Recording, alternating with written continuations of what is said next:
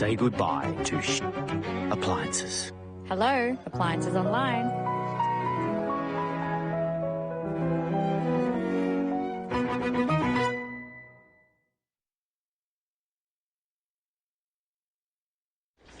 Just gives my laptop, my tablet, huh? Good afternoon from a sparkling Sydney Harbour for the second heat of the 2024 JJ Giltinan 18-foot skiff championship. And you can see what a magnificent day it is in comparison to yesterday's grey, drizzly sort of day. The breeze is in. It's going to be a good big sail breeze. Hello, I'm Peter Shipway with Jimmy Bury, Andrew Buckland and all the sail media team. We say a welcome to you from wherever you're watching around the world. It's going to be a very, very exciting and a great day for sailing as we introduce Andrew Buckland to give us a very, very brief overview of the weather. Andrew. Well, weather fine, track good, Peter, you know. Declare correct weight straight away. Folks, just a bit of trickery, but we've been rescued a little by a very modest little, very local little sea breeze.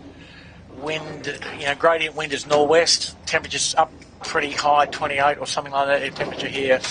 Water inside the harbour 24 and water offshore maybe 27, so it's a little bit strange, but this is really, the upper wind is really prefrontal, as in there will be a trough pass through overnight tonight, and the model's predicting the wind in the southeast by about before sunset, so just to give you an idea that it might be a bit tricky out there today. At the moment, it looks like we'll start in 10 to 12 nor'east. Okay, well, we saw a magnificent first heat yesterday. 2 general recalls, and then they got away under a black flag, and it was a very, very tricky race. And earlier today, I spoke to the winning skipper. Well, we're here with Mika Lane, the skipper of Yandu, who had a great win yesterday in the first heat. Mika, firstly, congratulations, but boy, it was a terrific race to watch. What was it like being out there and right in the mix? Yeah, thank you. It was incredible. We didn't expect to win, but we were certainly going to be there as much as possible if the opportunity arose, and funnily enough, the opportunity arose. So we'll take it. Thank you very much. And what about the first beat from the start to the first mark? That had a lot of tricks, didn't it? Yeah, I think we looked at each other on board and said this is one of those lottery days. It could be a bad day or it could be a great day, but we're just lucky to have got off the start relatively cleanly and been in the top 7 at the top beat, which is pretty good. And then from there it was just, yeah, let's chip away and see what we can do. The boat seems quick. Yeah, it's very quick. It's awesome. There's a couple of other boats out there that are also very quick, but our boat is certainly quick. It points high and it's great fun to sail. Well, we thought with 100 metres to go that you're probably beaten by Andu, and then he tacked away and you kept going and got on the starboard lay line to the finish. That must have been exciting, if thrilling.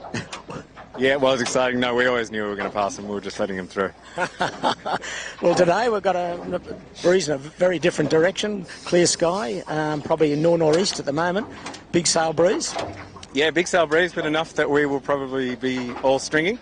So all the weight on the wire, and that's nice just to lean back and let the boat do its thing, go as fast as possible. Probably a few less shifts than yesterday, which is nice, and bluer sky. So we're looking forward to it. It'll be good. Terrific. Well, a great start to the regatta. Best of luck for the remaining 8 races. Thank you very much. See you out there. Well, it was certainly one of the most exciting races we've seen in years, and people today have said that those that were out on the water said they just couldn't believe the lead changes, and right till the end the race was in doubt, and those that got some very good compliments from those that were watching the sail media stream just how exciting it was. And well, today might be any different, but it's only the first of 9 races. We might just have a look now at the results. The winning margin, official winning margin, was 3 seconds. That's right, 3 seconds. Yandu over Andu, then Finport, who had a share of the lead at times. He was 3rd, then Rag and Famish 4th. Black Knight from Germany, a solid 5th. Balmain boys, they came from a long way back to finish 6th. Then the Oak Double Bay 4 Pines. They took out the wrong spinnaker, as we alluded to yesterday. They had on the number 2 rig, but they had their number 1 spinnaker. But anyway, they did very well to finish 7th. Then the New Zealand boat, ASCC1, was 8th. Fisher Paykel 9th. Shaw and Partners rounded out the top 10. So 9 heats in total. concluding next Sunday, today week, and you're allowed to drop your worst heat after 6 races are completed. But at the moment, we're awaiting the start off Double Bay in very, very sparkling conditions with that full-on sunshine and nor'easterly breezes. Probably trying to build a little bit. At the moment, we've got about 10 or 11 knots. And Jimmy Berry, good afternoon to you, and the old familiar nor'easter course again. Good afternoon, Shippo. Yeah, the nor'east course where we are one of our favourites. So start down here off Clark Island, work their way all the way up to the Beetle Buoy.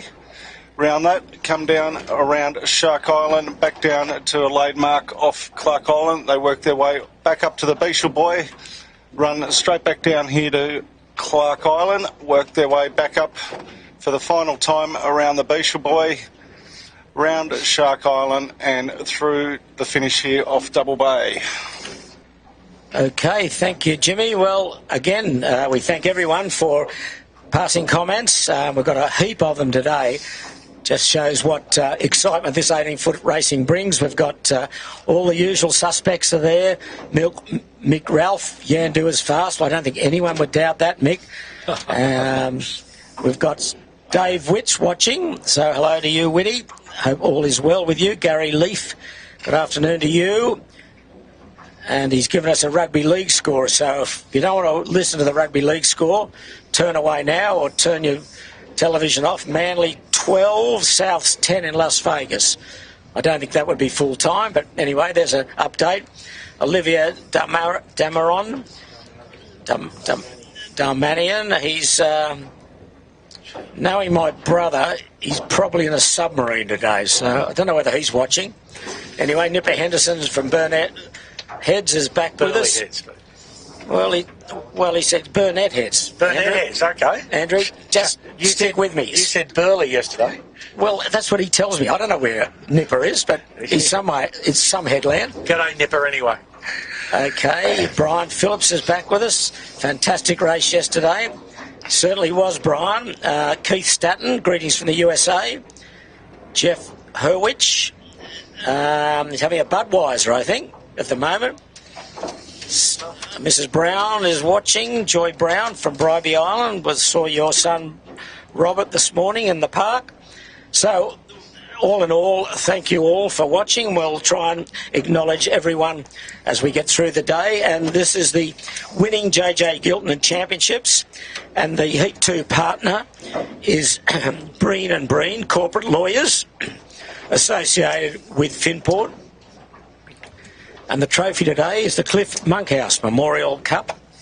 Cliffy, a real legend of 18-foot skiff sailing, won the JJs in 1964. So there's Garden Island to the west of the starting line. And the breeze, Andrew, it's best we've seen for a little while, 10 knots plus, perhaps? Yes. Let's get a little more exact here. 10 to 12, probably 040 magnetic, so just to the right of the harbour axis. Okay, there's our friends from the UK, and we're speaking to them this morning. They only have a UK skipper, Luke Goebel. The sheet hand is from Germany, and Max Seidel is from Austria. The bowman, he's only sailed in an 18 4 times, Max. He races 470s, I think. Does he, Jim? Is that what he told? 49ers and J70s. And their crew... If you blend in, you get a 470. Yeah. Simon Topland is the crew, but they'd be the tallest crew out there. I think all the boys are well over 6 feet.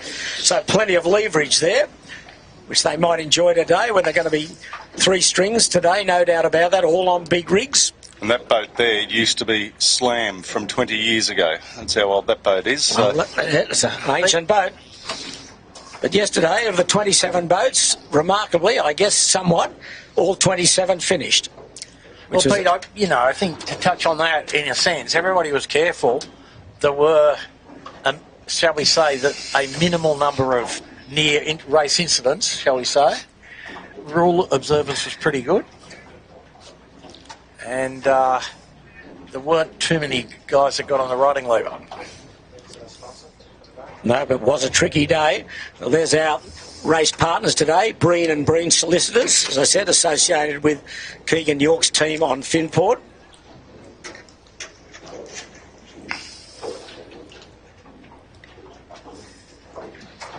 And we're still about just under 8 minutes from a start in sparkling harbour. Plenty of keelboat traffic today. Sydney Harbour Regatta, which is kind of the first of the semi-concluding regattas for the year. The keelboats go and race up at Port Stephens to conclude the summer. Pete, just looking out your window on the corner of Clark Island there. Big ship coming on out. Whoa, that is a significant ship, Jimmy. I would call it a little bit more than big, wouldn't you? I mean, that's plenty of ship. So hopefully we've got 7 minutes to go to the start. Will they delay that? It could be a question we could ask ourselves, and maybe I'm sure the committee under Jeremy Whitty and Doug Cameron are monitoring the ship's movements, but it's moving very slowly. No, the ship will be gone, Pete. Okay, well, there's some expert advice. The ship will be gone. I don't know about that, Andrew, but maybe he will be. But there's the Royal Oak. Now, we talked about the Royal Oak yesterday. We surmised that they, on the number 2 rigs, had their number 1 spinnaker on, and that's exactly what happened. They were rather embarrassed when I had a yarn to them. They said, yep, we sure did have the wrong spinnaker on. So it was okay for a time, but they said when they were trying to get around a few headlands, things were a bit brisk for them. Just listening into the starters, Shippo, they're going to have a small delay of about 4 minutes. They're going to AP just to let the ship get on through and out of the harbour. Well, that's wise, I think. We'll agree with that. There's the great, one of the Cunard lines. Is that the Queen Mary in there, or the Queen Elizabeth, isn't Elizabeth, one of the two, I guess. There's the big ship that's moving down the harbour. As I said, slowly. What were you doing? 8, 9 knots, Jimmy, at best, I guess, would he? Okay, well, there's the AP. We're just hearing the hooter going. There's another friend from New Zealand, the Royal Akarana Yacht Club, RAYC, Jack, Ollie and Luke. So we're on delay here because of a shipping movement. Their current speed is 7.9 knots. Thank you. Well, I was going to say they were going about 8, yeah. Okay, well... And that Cunard boat is the Queen Victoria. Queen Victoria. Very nice. Well, it's a better looking boat than most of the cruise ships that come here, but in the Cunard colours of red and black. Okay, that's ASCC 2. Another New Zealander, Craig Keenan, Sam Richardson and Gavin Ninnies. And they're some of the skinniest blokes in the park. Do you want to know their crew weight, Bucko? 230.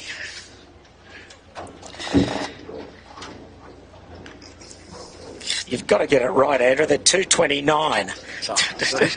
Hopeless. Not bad for you. Hopeless. After yesterday's collapse. Fair enough. But, Peter, where's the data come from, you know? I know that there's blokes who've been known to... the data, to be I tell you where the data has come from. optimistic about their own For way. this championship, they've got to sign on and collect their Vicaris starting equipment and a VHF. And when they sign on, they've been asked to put their crew weights down. So unless someone's fudging for whatever reason... It's a self-reported crew weight. But that's okay. Why would you change? Why would you... It is what it is. Why would you put something different down? But anyway, here's the 18-footer ferry, the Royale. And there's a great story related to the Royale. There's 2 people on board, Phil and Judy Babel from Minnesota, USA. Now, Phil and Judy are not sailors. They happen to stumble across the stream that we do for 18s each week. They've thought that was pretty good. We'll have a look at a bit more of this, which they did. And they said, well, we're snowed in here at Minnesota. Why don't we go to Sydney, jump on the ferry and look at something we know nothing about? Yeah. So they were a bit late in arriving because they were snowed in Minnesota. They couldn't get their car out, but they got their car out. They arrived on Friday. They've made themselves known to the officials here, and we've made them very welcome. So there they are. They've got no knowledge of sailing, but they're here on a sparkling day on Sydney Harbour. Phil and Judy Babel from Minnesota. So a very, very warm welcome to you, and we hope you enjoy your day out. It'd be hard not to enjoy this away from the snow and cold of Minnesota. So they're here for the week, and I'm sure they enjoyed yesterday. They said they did, even though they didn't know quite what was happening. But I'm sure by the end of the week, They'll be experts. they'll be up to speed, and they can even take over from you, Bucko. Well, let's not. So be careful. You get things right. Not that high a bar, mate. I'm going to tell you. All right, well, there's the ferry, the traditional Royale. It's back after the other ferry was the Vagabond yesterday. Good crew on board her. I've seen former champion Michael Coxon out with his father Rick.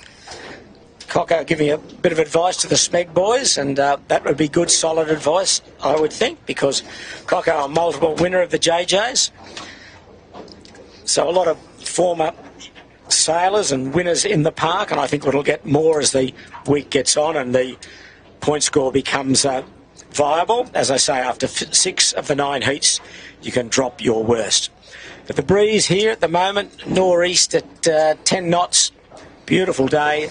Harbour starting to clear. A lot of those race boats have finished their racing for the day. There's a few spectator launches out, and there's Cosgo's shipping just going down past Bradley's Head. He'll be, and we're on delay here while he clears the track up. There's Andu, the defending champions, right across the bow. Up close and personal. Yep. And let's just talk about that for a minute, Pete. I thought they did an exceptional job yesterday, knowing that they were, the heaviest crew out there. And to be there and thereabouts and in contention to win the race was a good effort. Okay, well, as we're waiting for the start, we'll just look at something that's interesting on the back of the ferry, the Royale. See anything wrong with that ensign, Bucko? Yeah.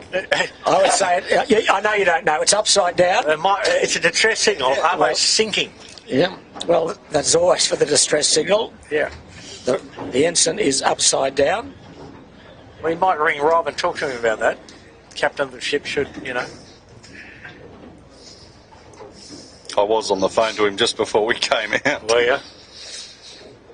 Get a proficient flagman. So I know we're always trying to be correct here as the 5-minute hooter sounds.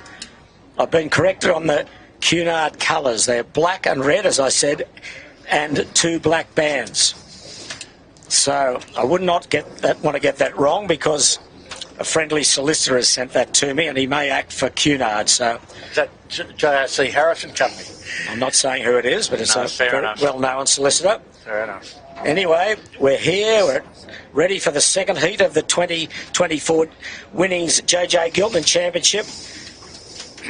Racing today for the Cliffy Monkhouse Memorial Cup with Breen and Breen, the corporate lawyers, the partners of the race. There's Fisher Paykel. Jordan Gertis had a good race yesterday, finished in the top 10. And the breeze, it's nothing more than 10 knots here at the moment. Still a few yachts up to windward of the course. Hopefully they'll be out of the way. But there's the Burrowang, Simon Nern and Fisher and Paykel. And they were lucky to be here, the Burrowang. Yes. When they were rigging up their boat, one of the lever controls for the backstays blew up just so pulling the boat bender on. With a great bang in the park. Well, it made me duck. And they've fortunately got things cobbled back together. As they said, fortunately it didn't go off out on the racetrack. So it's enabled them to get out to the start. So there's the big Cunard ship. Now, there's the start line. You see the black and white check. Just in transit with the red flags. Now, Andrew, tide is just starting to go out. Yeah. Small ebb. Just the beginnings of the ebb. So where are we going? Middle end, pin end, or committee boat?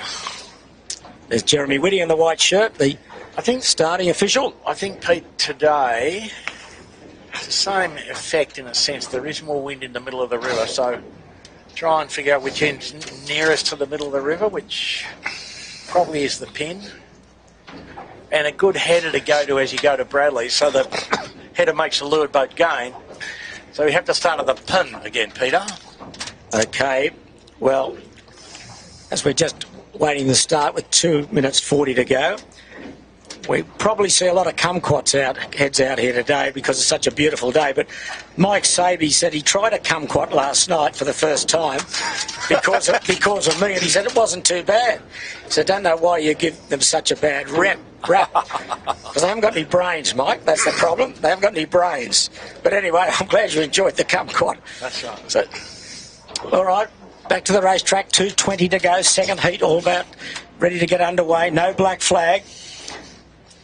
And that's the beautiful sight as a few yachts are coming down, and they're going to go right across the starting line here. There's about 1, 2, 3, 4, 5 are going to impede the starting line. With 2 minutes to go. They're nicely spaced, so Pete should be right. There'll only be one that will cause trouble. Oh, yeah. Well, there's a near collision of a couple of boats going upwind there, but there's the boats coming down under spinnakers with minute 40 to go. All skiffs on their big rigs. Breeze northeast, 10 knots. Second heat, only minutes away from a start. We saw 2 general recalls yesterday, and we got the third race away under black flag.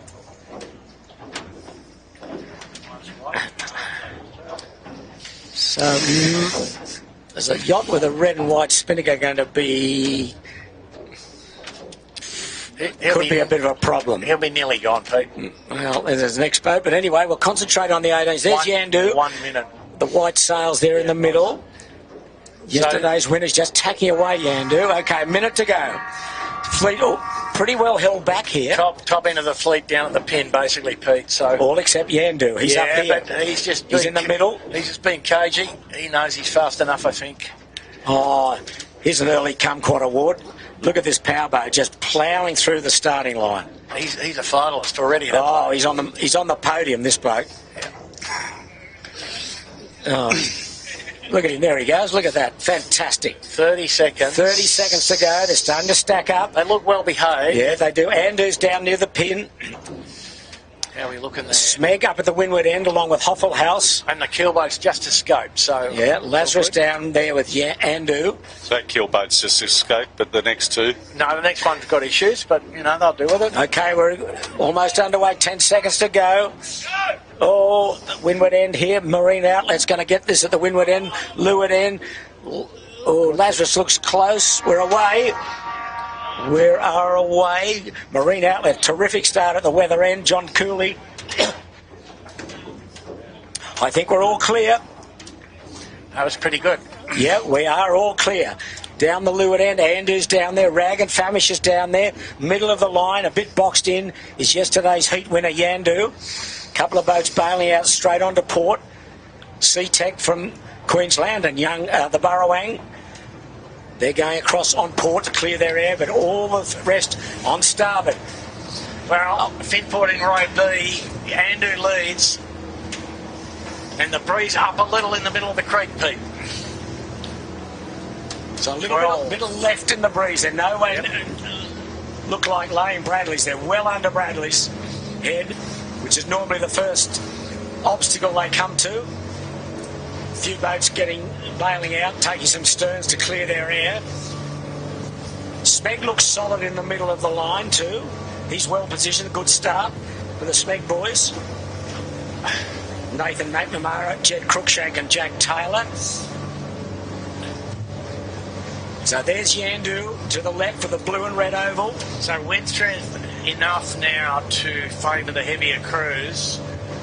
And Pete, just not on screen, but Shore Partners over to the left there. Look like they've had a breakdown of some kind. Yeah, that's a shame. They're just getting going now. But anyway, it really is a race that Andu looks to be leading clearly at the moment at this early stage. He can tack across the fleet. Breeze probably northeast. Yeah, on the left edge here. You know, we'd expect it might be 040 on the right edge and perhaps 020, certainly 20 degrees different on the left edge. This is not what was in the brochure right now, guys. Breeze up to above 12. So it's Andu would be the leader. Lazarus is close, just behind him. Rag and Famish well positioned. And out on his hip is Yandu. Yeah, we're just going past the Shore and Partners. It looks like they've got a problem with their vang. Yes, they've not on the... So Tom Quigley's in there trying to fix that. Not at full biff yet, but these boats are at full biff. Like Kobe is a bit of return on his mainsail there. They'd enjoy these somewhat fresher conditions. Andu's tacked. There's Vykobi, Kurt Mitchell. Oh, Andu is smoking here at the moment. There's Andu. They are loving this. Lazarus is in the mix too. Oh, the Rag and Famish has put them about. Rag tacks quickly to chase Andu. Don't want to go too far on starboard here. So that's Andu's bailed out. Rag and Famish is bailed out. ASCC 1 is bailed out. They're prominent again, the New Zealand top team. Okay, boats now all getting onto port. Bit of catabatic here at the headland, Pete. Yeah, I like it. Wow, I don't like it at all. No, it's catabatic if you're right on the headland. Yeah. But there's Andu and Yandu. The two doos once again prominent along with Rag and Famish. And Fitport was kind of row F. Yeah, I haven't seen... No, he started in the second row up near the boat. It wasn't good. He's coming back on starboard now, but he's about a minute behind Andu, I would say. Okay, second heat underway. Clean start. First of 3 beats.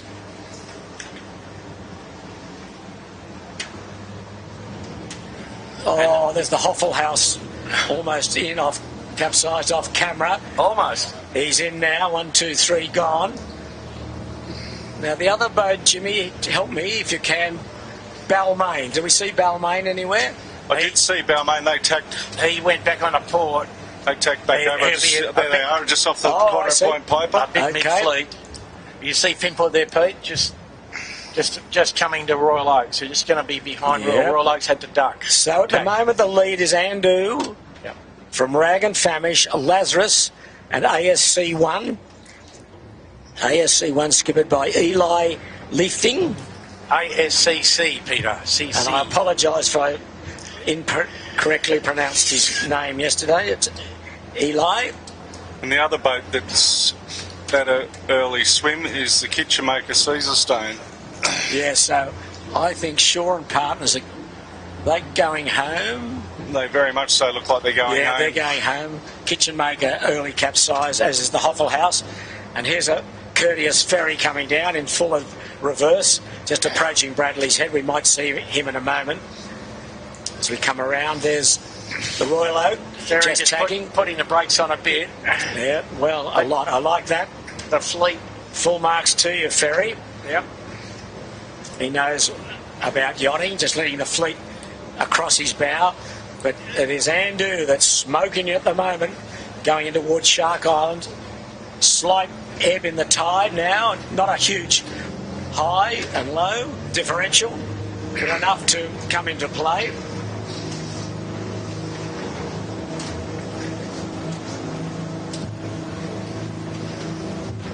So Finport is there probably in about 6th or 7th. Behind him, Royal Oak. There's the Queenscliff Ferry now. Kicked her ahead.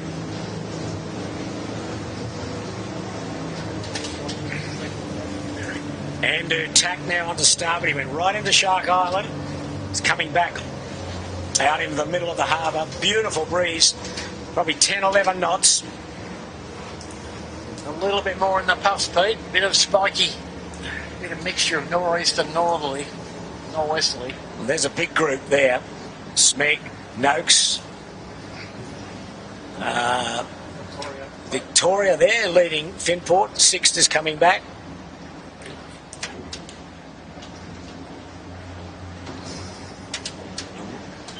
Right in on the island is Balmain. He's probably in about 8th or 9th. It's the big foot to the right. Then the Victorian's doing very well. Yeah, they started okay. And Scott Cunningham, Brodie Riley and David Cunningham. the 18 Footers Bar and Restaurant. They've decided to have join the Swimmers Club. Not on screen. There's Finport, third yesterday in the foreground, Royal Oak. They're going out in towards Taylor Bay. Bit of left in this breeze. It'll be interesting to see the second half of this beat, Pete. It could be quite tricky up the top there. It looks like it's windier as you go up the harbour, which is, of course, entirely possible. Back on Andrew, they won't mind a fresher breeze. They're heaviest crew out here. They've opened up a good gap at the moment, and only this race is just 6 or 7 minutes underway.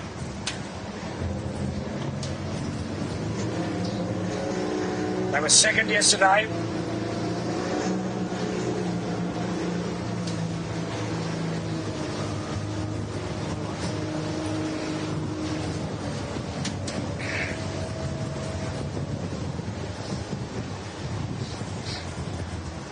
So do you keep going in here to Chowder and bounce off there, Andrew? I think that's the go, isn't it? That's probably right. Andrew's going. Absolutely necessary to be on the left edge, I think. And looking up the track, it's windier at Manly than it is down here. So Manly just about 5 miles upwind of us.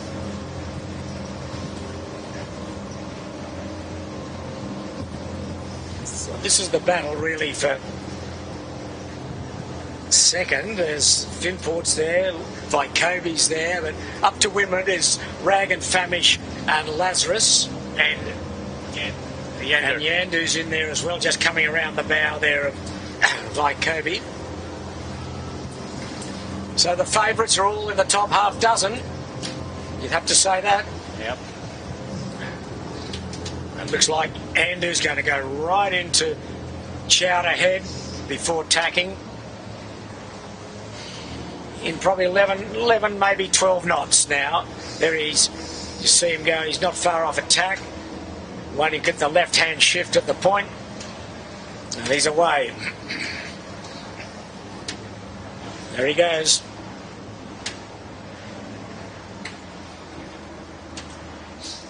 Wow. And Finport got enough puff for a bit of marginal inversion. They might be set up a little bit deep, but...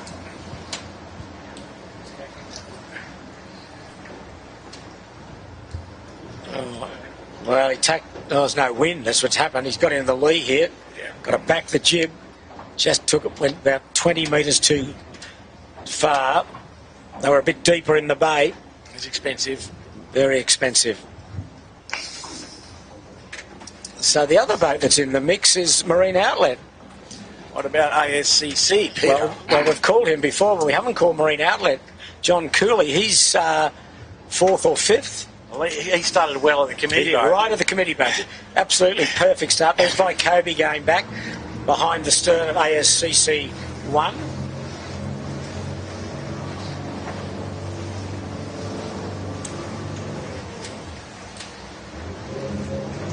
Just going to leeward of the catamaran, tacking now.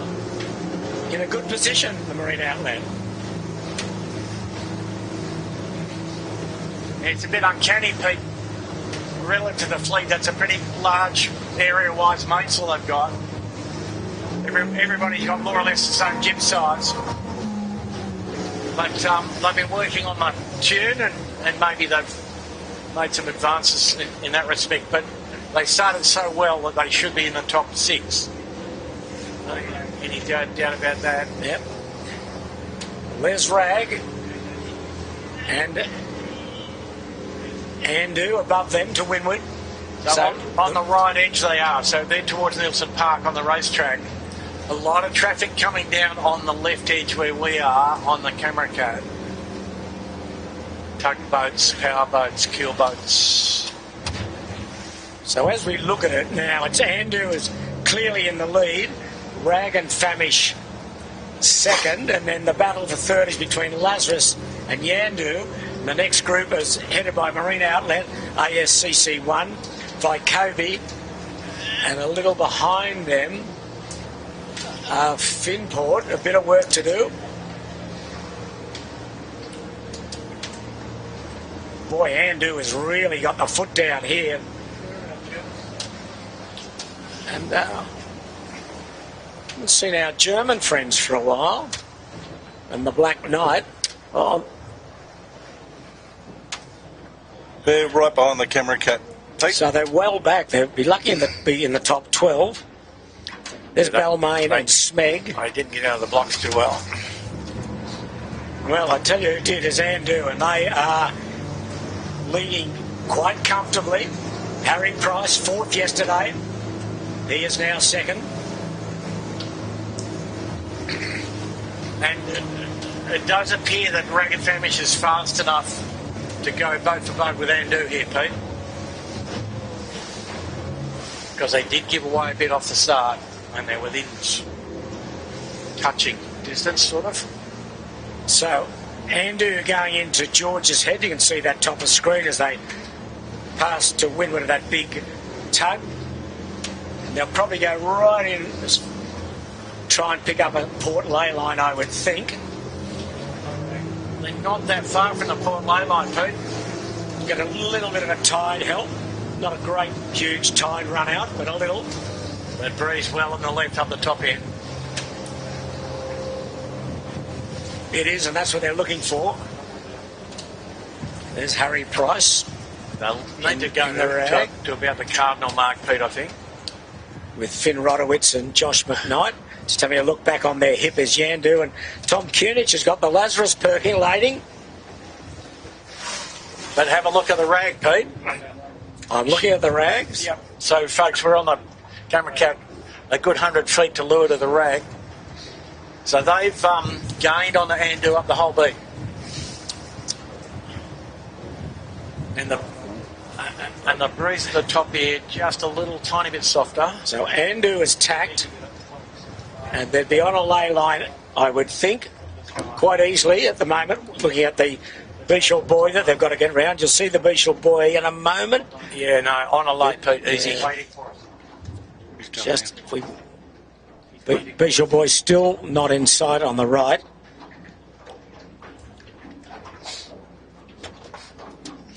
Where is it? There it is. Just there's the Beashel Buoy. Just see the yellow buoy in the background, and both Rag and Andu on the ley line. So now what's happened is that Yandu has moved into third, as Lazarus tacks. They're probably a bit of overcooked on the ley line.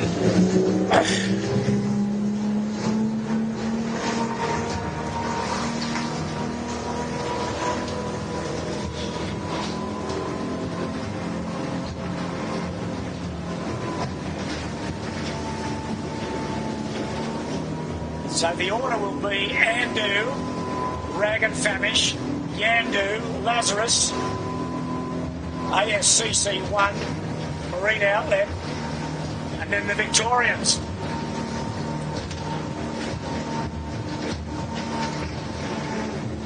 They can lean back here, spring the gear a little on the Andu,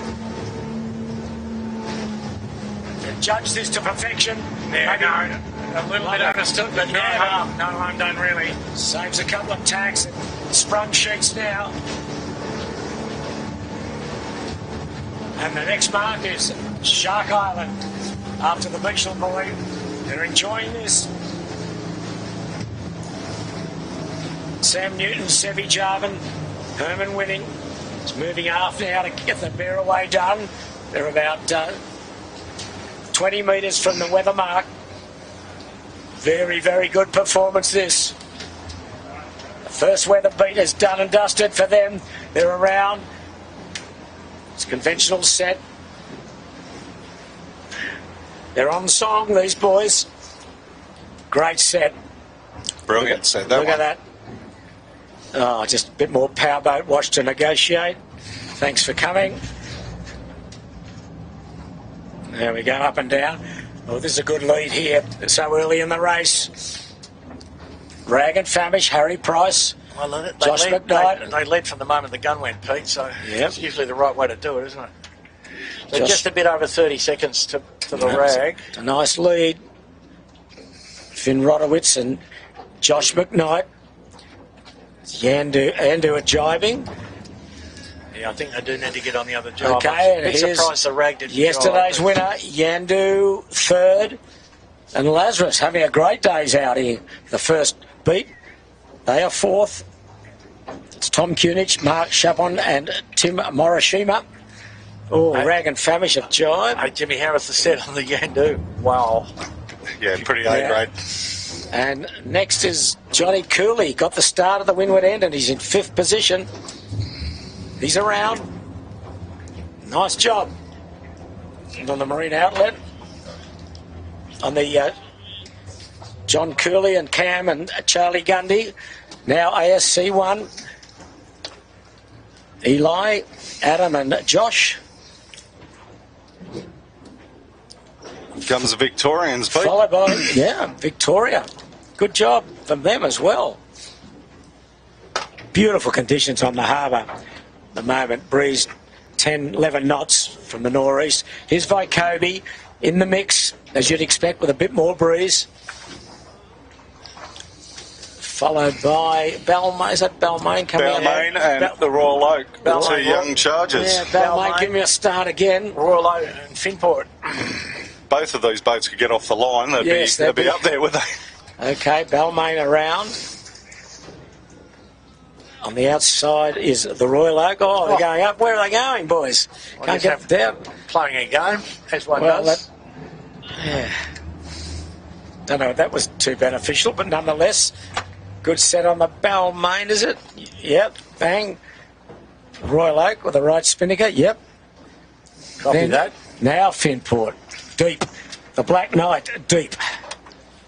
Oh, there's a capsize looking back. And the Finport jibe setting. Yeah, well, he's got to throw something at it now, Keegan. 6th will be next. I think that capsize is the RAYC New Zealand boat. Yes, it is. I think you're right there, Jimmy, as usual. And here's the SeaTech, another Queensland boat. So they're just behind their fellow Queenslanders in the Bigfoot. Okay, SeaTech around.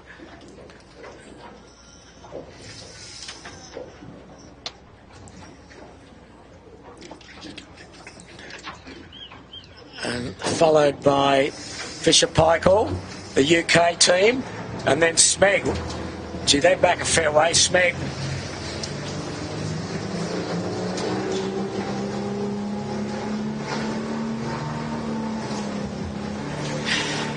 So people will find out about downwind speed this run and the next one. Andu is almost halfway down this leg to Shark Island. Opened up a nice gap at the windward mark. We'll see what happens at the jibe mark at the island. Bigfoot from Queensland.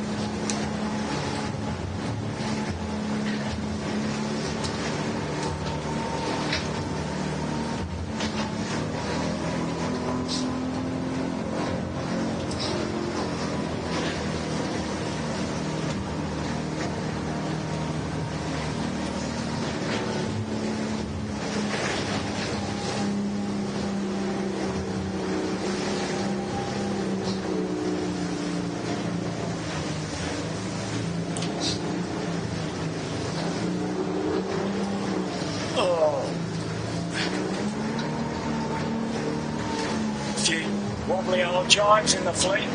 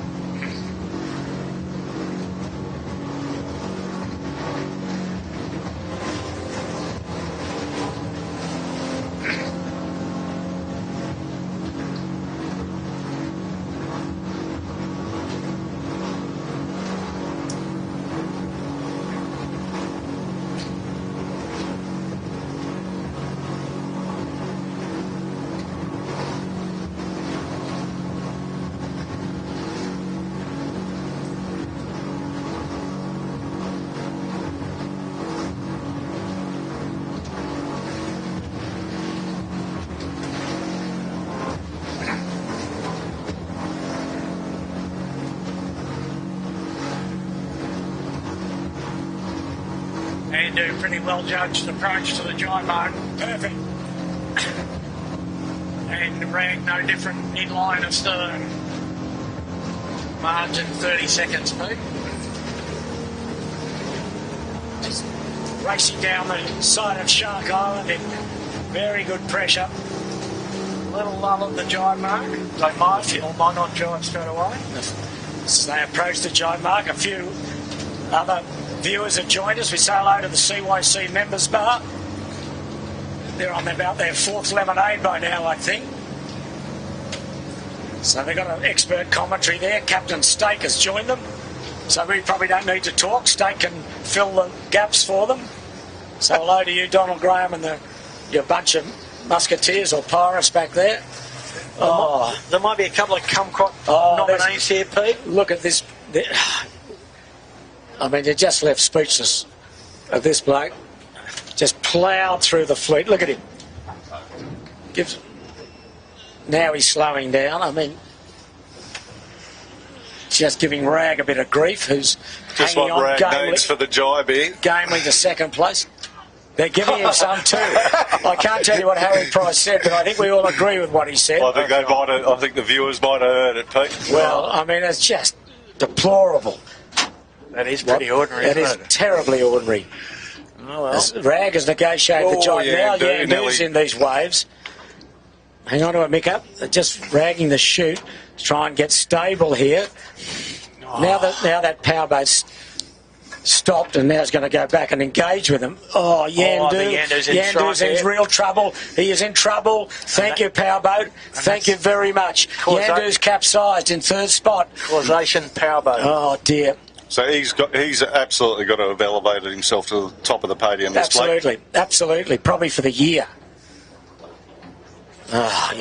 You're left speechless, really, as Lazarus now jumps into third spot. It's an ugly capsize. If some are uglier than others, it Spinnaker's up and... Well, yes and no, Pete, because the Spinnaker's at least still on that side. The windward side, that is the one good point. But Lazarus, Tom Kunich, has got her into third place with that demise of Yandu. Here comes Johnny Cooley. Clearly in fourth. As Lazarus goes away. Cruising. Towards the Leeward Market, Clark Island. Nice jibe on Marine Outlet. It's funny, when you get up near the front, it seems your crew work seems to become very, very good. Here comes the chasing pack of... Wow. ASC. Sensational ASCC. Yep. They've got screamers on just by Kobe. below them. So there's ASCC from New Zealand, then by Kobe. Then the Victorians. Yandu's still capsized. Yeah, they've got the chute down. They'll be back up in a minute. Well, this will be a good speed test to them. I mean, everyone just shaking their heads. We're passing spectators who are just shaking their heads at that powerboat. That was a previous JJ winner on that little boat, Steve Quigley. Steve Quigley, yeah, one of the officials at the club. I mean, someone should report that powerboat. Maybe I'll do it myself, but anyway, we'll concentrate on the Lazarus boys in third spot. Probably a minute adrift of Rag and Famish in second. Just got to negotiate down this quite tight run to Clark Island. Beautiful day down the harbour. The breeze is up now, 12, 13, maybe 14 knots. Yeah. The breeze now above the predictions. This will suit Yandu, if it has already suited. This top-class crew coming up to the Leeward Mark, chased hard by Harry Price in the Rag. There'll be about 30 seconds adrift as we watch Yandu round. Andrew, get the time, please. Yandu round. To the second beat to Michel Boy.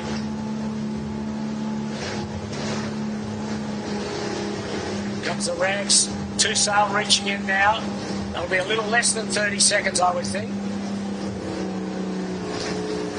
Two boat lengths from it. They're there now. Yeah, we'll call that 25. Yeah, I'll be happy with that. That's a good effort from the Rag. But looking up the exhaust pipe's never easy. No, and the breeze is up. Plenty of white caps now on the harbour. And in the distance, Yandu is up and going with the Spinnaker up. So they're being third, fourth, fifth, sixth, seventh or eighth. Seventh or eighth, yep. So Lazarus will be third. I did think today Peter Fleet was going to get spread out, and it looks as if, absent Yandu, 1 and 2 is going to just disappear on the peloton. Well, it looks that way, doesn't it? And Lazarus has had a bad Spinnaker drop. They've got something. Looks Marine Outlet's going to get into third spot here. Lazarus has got a tangle with their Spinnaker. If we get to them, there they are, just down to leeward of Marine Outlet. I don't know what's happened there. It's called a cluster something, Pete. Yeah. So, nice, crisp crew work on Marine Outlet. Oh, the Gundy boys in the front of that, actually pretty experienced yachtsmen.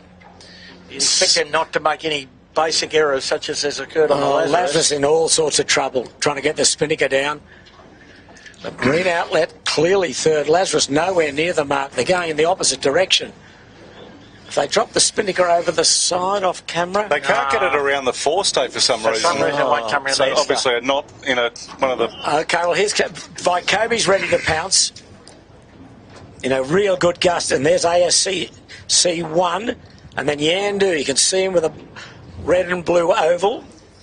Lazarus out of the picture at the moment. What has happened here to Lazarus? We'll have a look at them. They've still got the Spinnaker up. The Finport coming to join the party too, Pete. As you might have Lazarus something caught around the batten of the jib, is it? Or the jib's inside out? No, it's all down the back. Yeah, okay, well, here we go with Vykobi round now. ASCC is next. Finport coming in hot. Finport's got plenty on, as has Yandu, who are on Balmain, who are about 11th or 12th. Get to Finport here. Finport pushing their luck. And Lazarus has capsized. That's the bad news for the Lazarus fans and team. Wow. Finport sort of round. Nice job from the Victorians. Nice and clean. Yandu get the jib on, they'll be clean.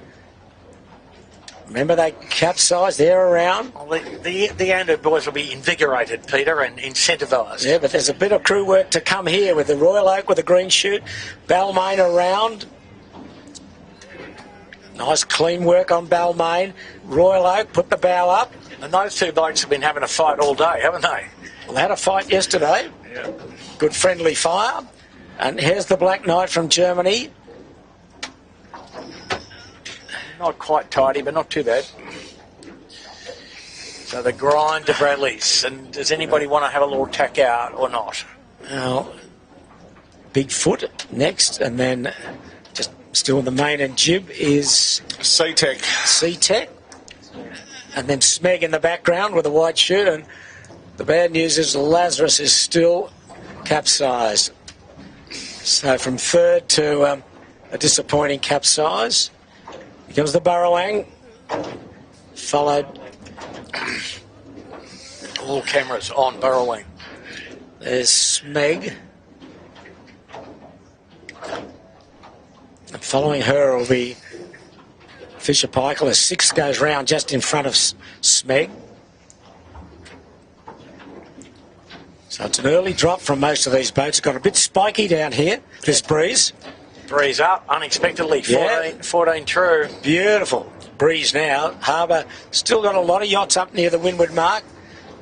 Okay, here's the Burrowang. Just to the left of shot, there's a problem on board the Black Knight with their jib. The jib it looks like their jib luff's let go. It does. Jib's fallen down, not up, hasn't it? Yeah, there they are. I think so. Yeah, it doesn't look tidy at all. They've got to shoot it in, but it's slowly sliding down the forestay. Well, they'll need to do a little quick swim and tie back up, mate. Yeah, well, nothing such as a quick swim, but here's our Great Britain friends, 91, and the Danes. The Bloody Danes. The Bloody Danes. We're not swearing, that's the name of their boat.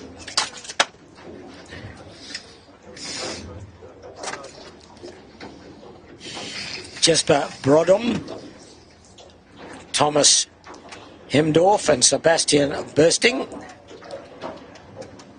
in the bright yellows. So we know that Shaw and Partners has gone home. Here's Noakes with Beck Hancock, Lindsay Stead and Brandon Blank. Tidy, but off the back of the peloton. Anyway, full marks to Beck. She does a terrific job, as both lady skippers do, but unfortunately for the Shaw and Partners, they had a problem just after the start, so there'll be a DNF. Lazarus is up and going, but he's probably almost close to last. There's a few swimmers looking back up the track there, Pete. Yeah, one of the Kiwi boats I can see just standing back up. ISCC 2. Okay, Kitchen Maker. Lachlan Steele, he's around. Then the 18-footers, that's Hugo Stoner. As the race is on for the second time, upwind to the Beetle Boy, Andu leads. And Lazarus up and racing again after that spinnaker problem and capsize at the Leeward Mark. Just lovely conditions now on the harbour. If you can take the power boats out of it, it would be even better.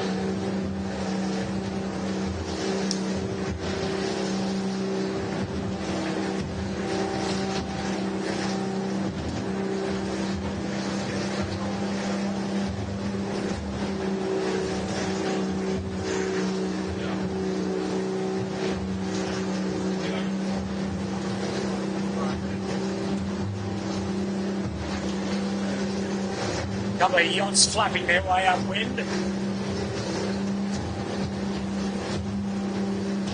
Finport, right and screen's got a lot of work to do to get back into this front of the peloton.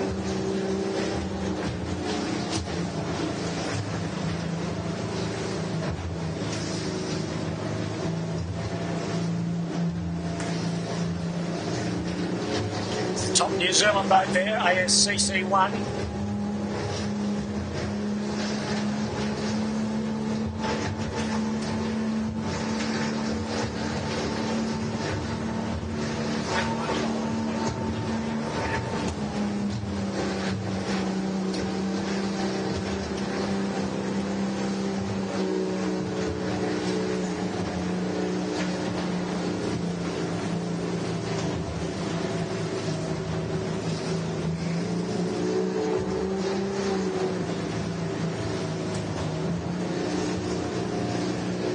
Catamaran's turning right.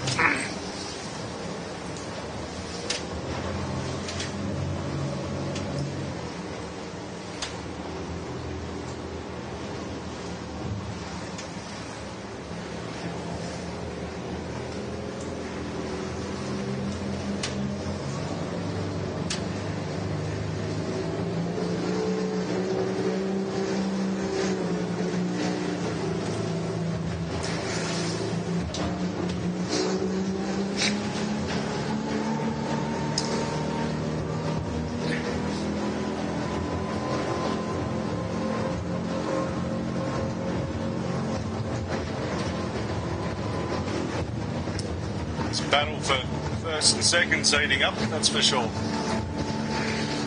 Well, we're seeing another terrific race at the top of the fleet. Oh, tack for tack they go.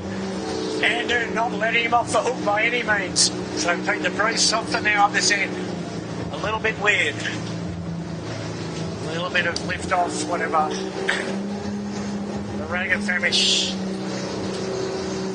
in touch with the leader, Andu. Weekend traffic playing a bit of havoc. We certainly saw that with Yandu. Absolutely. And it just shows how quickly things can happen or change.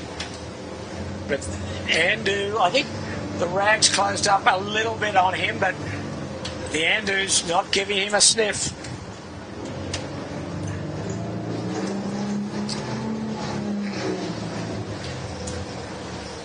Tack for tack as they go into Chowder Bay. It's George's head in the background. Just coming into Chowder Head. It's still tight. Well, Pete, the margin's just reduced a little bit each. Okay, Rag tacks. Each leg. Oh, Andu tacks on him. And Rag might want to tack back in, actually. Well, he's given himself enough room to be able to go back in. Yep. So we're about halfway up this beat the second time. Andu, the defending champion. Narrow lead over the Rag and Famish. Harry Price. Good to see Harry's dad, David Price, up and about. He's had a few battles with his health, but I'm sure David would be enjoying what he's seeing here. Firmly in the mix. And Harry's sister Olivia about to go to the pre-Olympic event in the Canary Islands. I was talking to him earlier in the FX. Yeah, lining up for another Olympic campaign. When last time she had a go at it, she got a silver medal, which wasn't too bad. Yeah, just short one, Peter. Have a look, Pete. One more medal than you've got, Andrew. Oh, that's also true, and one more than you also. Well, you never know. Maybe I've got one tucked away, but anyway. So, Pete, look at these two boats. Rag sailing a little higher and a little slower than the Andu, sorry. Just trying to close gauge a little.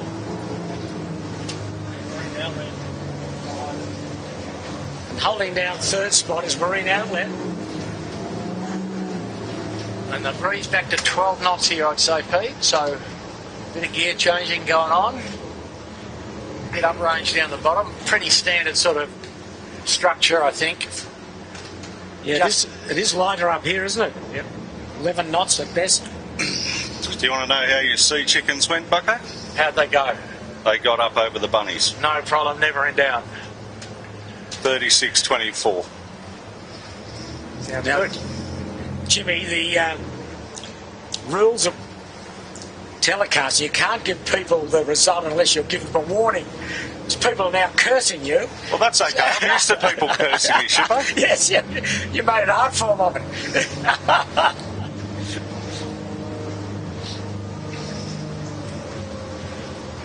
Trying to get in between all these spectator boats is impossible out here. Yeah, there's a lot of them out here, as you'd expect, when such a glorious day and so popular the 18s have been as Rag tacks. Now what's Andu going to do? I think Andu opened out a little bit there. Yeah, a little bit more wind on the left edge, Pete. So you get to the middle first, you run into less air. Yeah, so Andu's now going to tack. Yep. So, well, they'll take him out to the ley line here. Not a great tack on Andu there.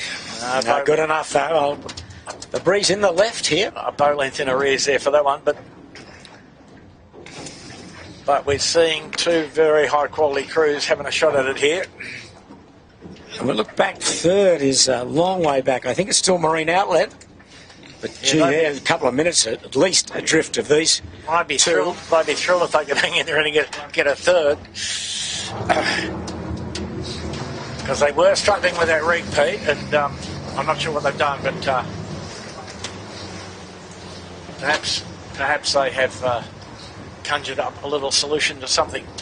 There's a great shot of the Andu. The boys working hard, bent backs, really holding most of the aces at the moment, but you wouldn't want to stub your toe or Harry Price will jump all over you in the Rag. Well, Pete, we're about to find out. I suspect Rag is a little faster downhill.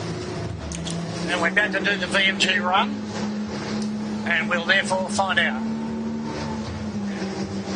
So Andu's got him pinned here. He can go out to the ley line, and all Rag can do is basically follow him in.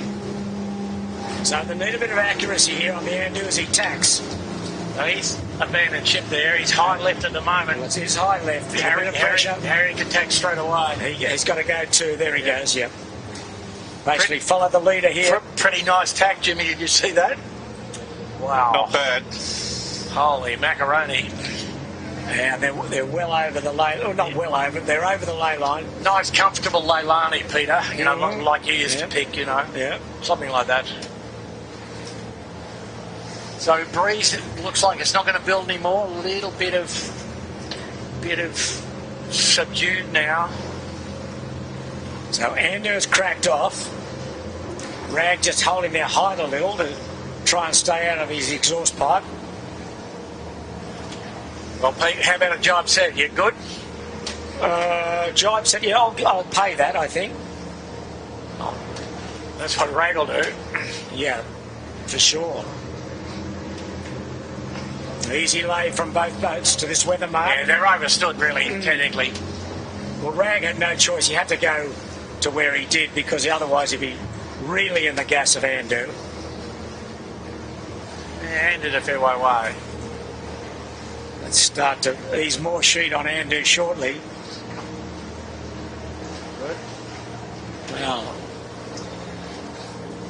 Marine Outlet, there'd be at least 2 minutes adrift, I think, in third place. These two have galloped away.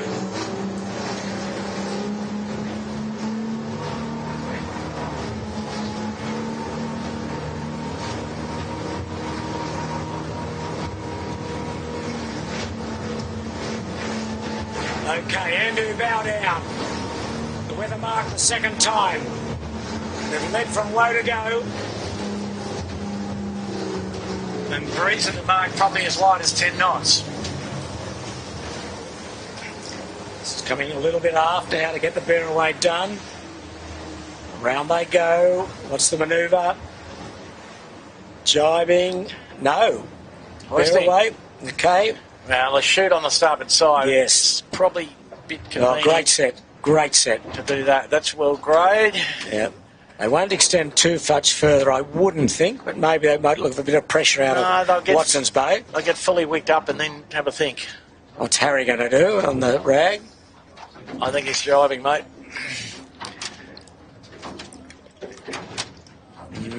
No. Follow the leader. Oh, not a good set from those guys. Andu's jibe. Finn Rodovitz, the bowman on the Rag and Famish. His parents up at the weather mark giving a cheer. So well they should. He's in great shape in second place.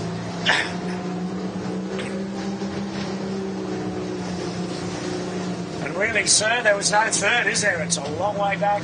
But good luck to the Marine Outlet boys, doing a terrific job. Hanging in there.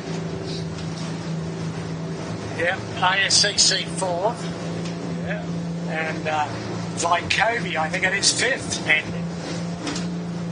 Yandu coming at him. Yandu trying to get himself... He's close enough to get into 3rd, but he's got a lot of work to do. Don't forget, he had that dramatic capsize of the wing mark the last time, but he's got himself back into 3rd, 4th, 5th, 6th position. And Finport still in arrears also. That's a mighty effort from Yandu. Finport will be after this group. Well, I think Yandu will end up 4th, Pete.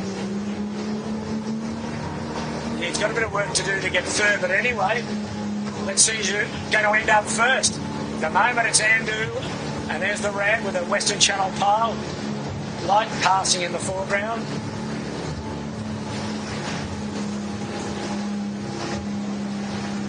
It's a race in 2.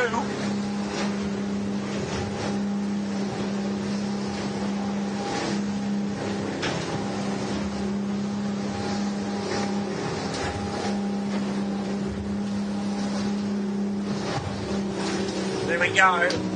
A-grade 18-footer ring. A-grade drone work, look at this. and that as well.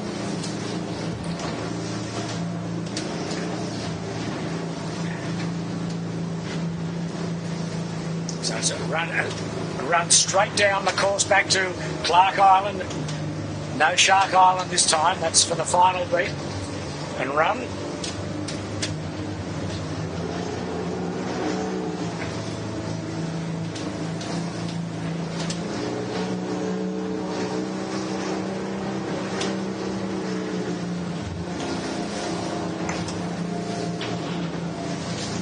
So, Pete, I think we'll see these guys go all the way to virtually the cardinal mark of the headland.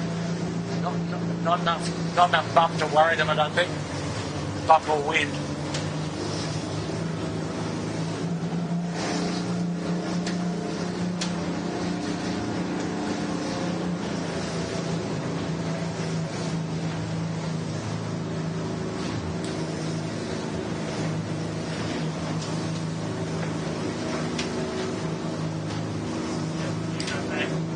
So the Dark Knight, the Black Knight, sorry, going back upwind, having capsized and retied the jib up the wire. No, so these guys are setting up to jibe on the Andu. Balmain, Rag and Famish still coming in on starboard jibe as Andu jibes. I think it will pay to go nearer to the headland, Pete. More pressure. Let's see. Still haven't got the top battens across. Have now. There it goes. And limping upwind is the poor old Lazarus, who got a problem with their spinnaker while clearly in third place, and now way back. So looks like Rag and Famish are going to go. There's the Lazarus just going to leeward of the Rag. He's just going to follow. Jibe now. He's going to follow Andu.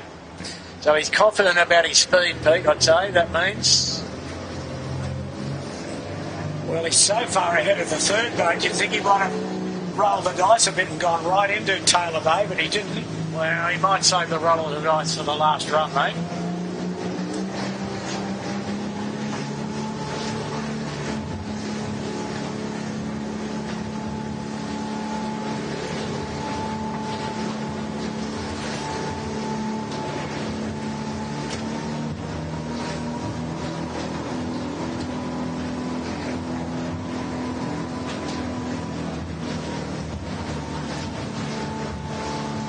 Third, fourth and fifth are around the top mark, Pete, with Marine Outlet third by Kobe. Long way back, though, Jimmy, aren't they?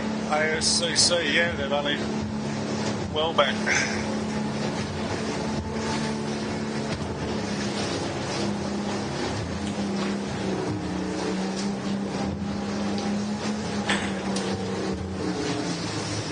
Randu going to do? They're going to jibe, I think. They're going to go back to the headland, Yeah, I Pete. think they've had a look at it. Have a look at it.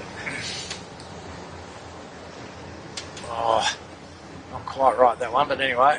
Pretty good, though. Sam Newton swinging it down at the bow.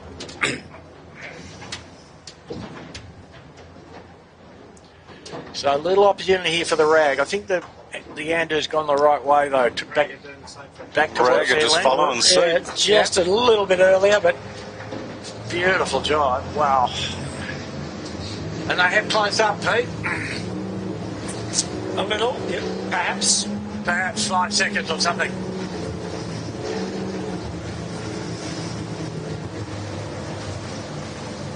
So it'll probably be about a 20-second differential at the moment at the leeward mark, which is down off Clark Island. So they've got 2 more jibes and in, or 1 and in for sure, and then probably try and get on at the port ley line and jibe at the mark, I would think. Room for a jibe drop, Pete. Hardest thing to judge in the world. The most requested thing from a forward end. Yeah. I want 5 boat lengths to get the shoot down.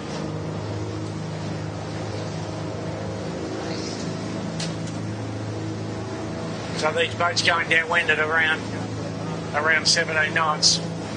Wind speed here probably around 14. Look at that for a jibe. Perfect.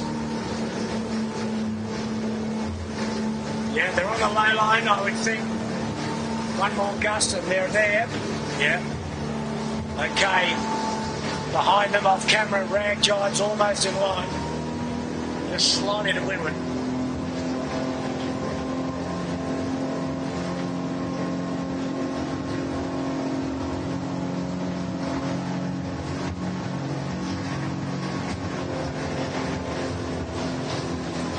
Very polite, but he got him there. The Sydney 38 went there in the back of the Rag.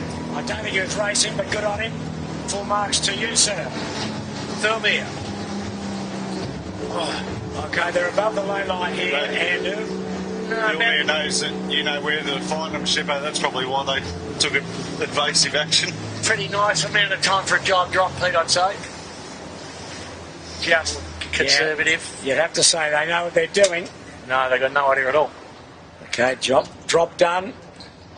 Up Comes the bow. That's pretty nice. Pretty good, and just a little green one. Sniffy. A little sniff, but Okay, jib on and away they go. They're at the leeward mark. And looking upwind, there's good breeze between the leeward mark and yeah, there's plenty of wind between Bradley's here head. and Bradley's. So Ragged Famish, exact replica, Pete. Who would have thunk, eh? Same result, same drop time. Finn Rodowitz working overtime to get the shoot in, which he's done. He's pretty vigorous in the bow, young Finn. Big shoes to fill, though, in filling Harry Hall, who was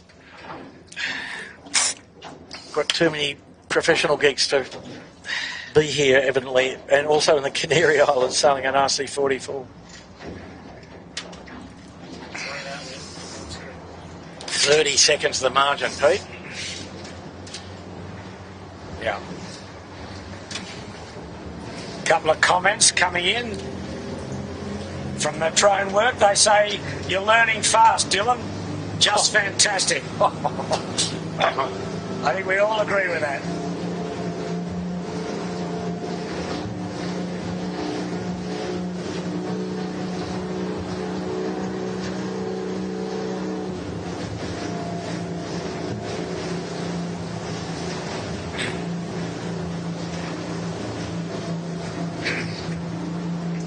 Thank you, Lorraine York, for your comments. Much appreciated. So where's the third boat? Where's Kobe got to? Just trudging back up the... No grey spinnaker anywhere to be seen. No, she perished. So, as it stands, Marine Outlet in third. Bit of a contest between ASCC and Yandu for fourth, fifth. So Marine Outlet's clearly third at the moment, but then the New Zealand top team has moved into fourth position, and then Yandu fifth. And we're missing the Vakobi. I could see a boat trying to right itself with similar sails. Yes, to I can too, Vakobi. just behind and Yandu, yeah.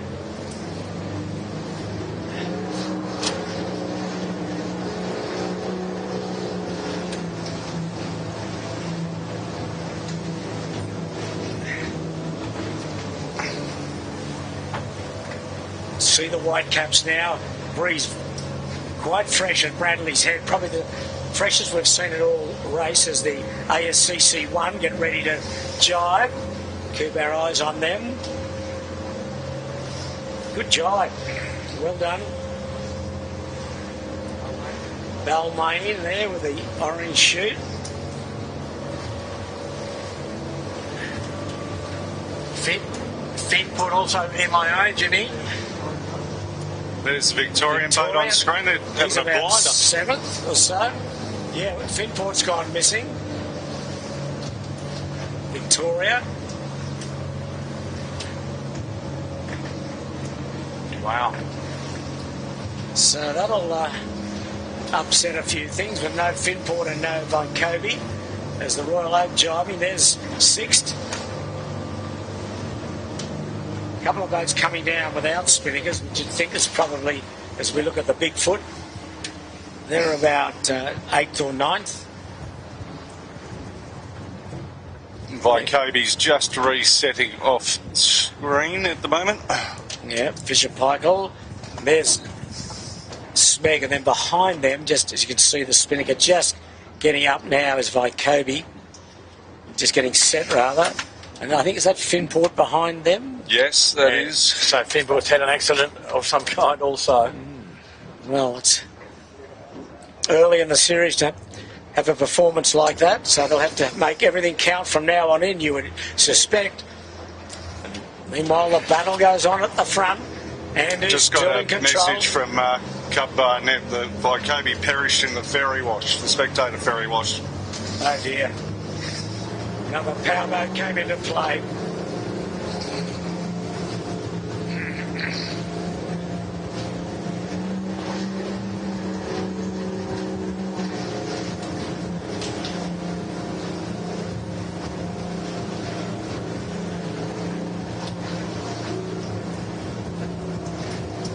Spec back in about 10th or 11th spot as we're watching the rag going And in the background, the Upwind. ferries almost played havoc for the kitchen maker there. Yeah, ploughing a bit of water out, mate, in the ferry.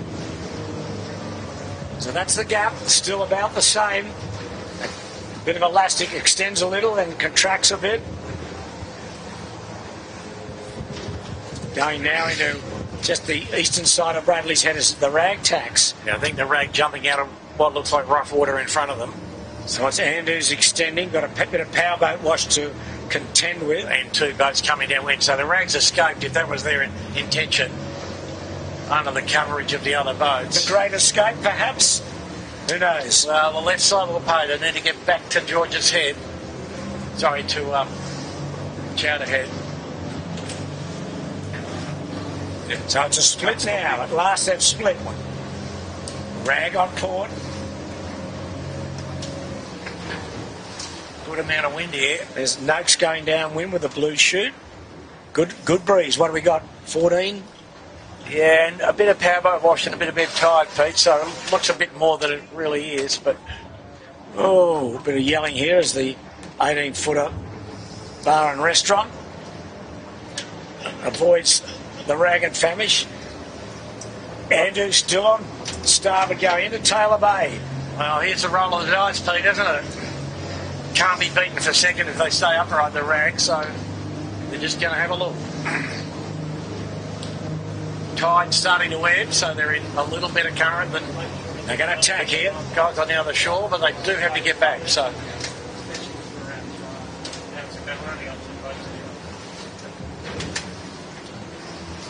Couple of boats still barrelling downwind. The Black Knight in the UK, I think you'll find they are, Pete. Yeah, two foreigners. The A day to forget. the Black Knight, as he had jib problems and had to stop and restart. And the UK, a very strong team, but not much time together in the boat. Good sailors individually, but Andu is well across the rag, halfway up the final beat. Still about the same, is it? It is. Yep, absolutely. Now what happens here? Does Andu clamp on him again? Probably think he'd have to. You won't want to get him to left of him, I don't think. You probably think he would just be loose cover, Pete, but just go out the square and tack parallel. You want to hit the high end of the point, not down where rag is, perhaps. No, he's still going so far. Doesn't look as though he's going to attack. There he goes. There he goes. Like I said, loose cover.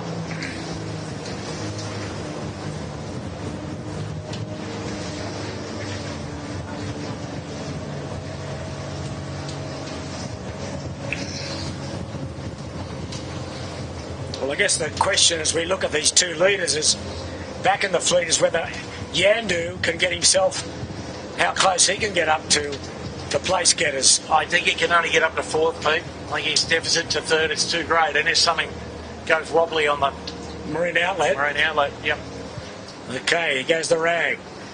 And they are tacking a little better than the Andu on average, but So they can afford a tackathon because there's no one ever really close to them. It's hard to see the third place getter. danger for the rag here is they should keep not doing too much, just stay in touch. She's a long way to the finish line sometimes in this three-lapper, Peter. Yes, Tom Kunich and the Lazarus, they'll be disappointed. Tim and Mark, his crew, they were clearly in third place when they had problems with the Leeward Mark the first time. So Ragger going out in the middle of the harbour. Andu hard against Chowder Head. Okay, Ragger coming back.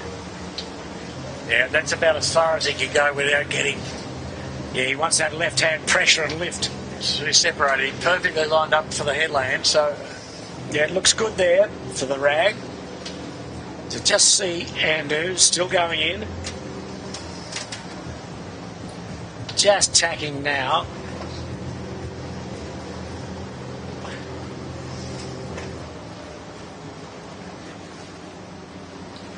And the Hoffel House in the way, to some degree. There she goes in the background. Yeah, the red shoot of the Holger, Camillo and Felix in the Holger horse from Germany. Hofflerhaus. Hoffelhaus. Hofflerhaus. Well, there we go, folks.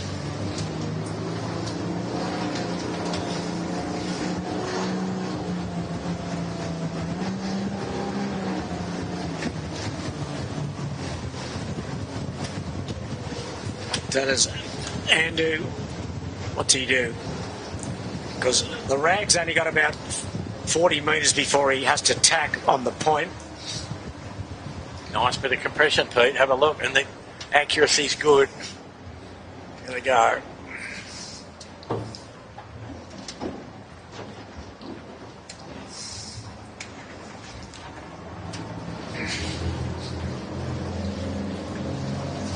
Now the opportunity for Rag is to tack back before Andu. He's now got runway to do it, but Yep. does he afford 2 more tacks? There's enough left in it, Pete, I think. The third boat, Marine Outlet, is just approaching Taylor Bay. So Andu second yesterday, the Rag and Famish fourth. Here they are, fighting it out for 1 and 2.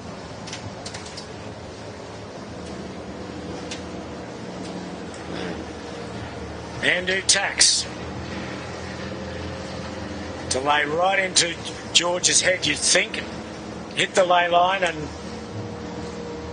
aim for the Beetle Boy for the final time, but it's still reasonably close. Still about that 20 to 30 seconds.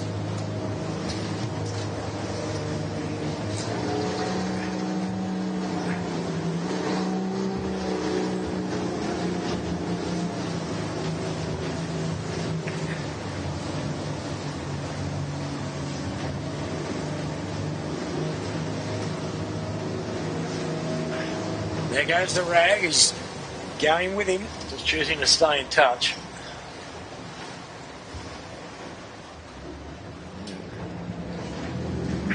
Sometimes you think the Rag's closed up a bit, but invariably the Andu remains about the same distance ahead.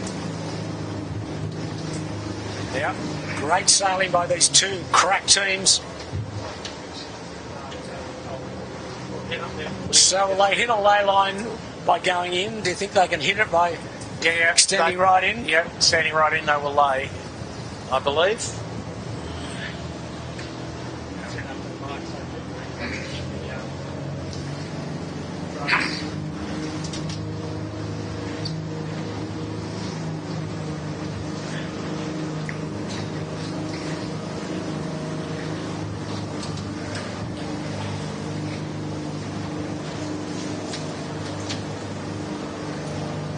So Andu hasn't gone right in, he's probably just gone to where the breeze is finished and then he's tacked now.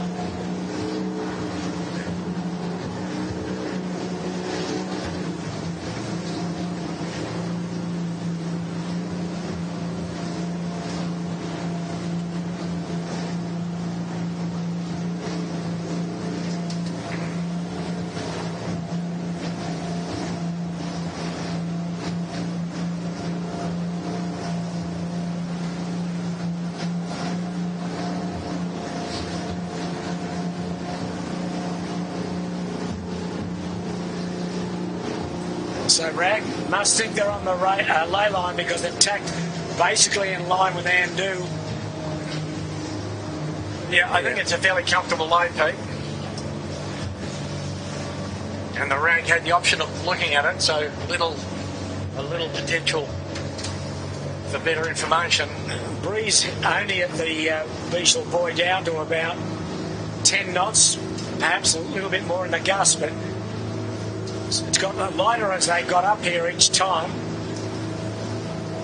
And these are the 2 leaders of the second heat of the JJs for 2024, vying for the Cliff Monkhouse Trophy. the winnings JJ Giltinan Championship. And today's sponsor or partner is Breen and Breen. The corporate solicitors aligned to Finport. There's a yacht. What's he going to try and get out of the way, hopefully? Oh, dear. Peter. This doesn't... Oh, so there'll be a few words, choice words chosen here, you'd think. You'd think, wouldn't you? Yeah. Has that bloke been to your sailing school, Pete? No, I wouldn't think so. I wouldn't have thought so. Fair enough. No. Got to take a dip. Oh, thanks very much. No, he's figured it out. So are they still on a lay? Yes, they are. They'll still lay with that little... It is a sailing school boat, so... Anyway, we won't go there. Your office at the CYC, isn't it, Pete? No, they're from Middle Harbour, but... Anyway, let's concentrate on these two blokes. It's still tight. The run to shark and then the run to the finish, so... A few more little tricks to play out, but not many. Fat lady's warming up. Good stuff. That's still, I mean, we're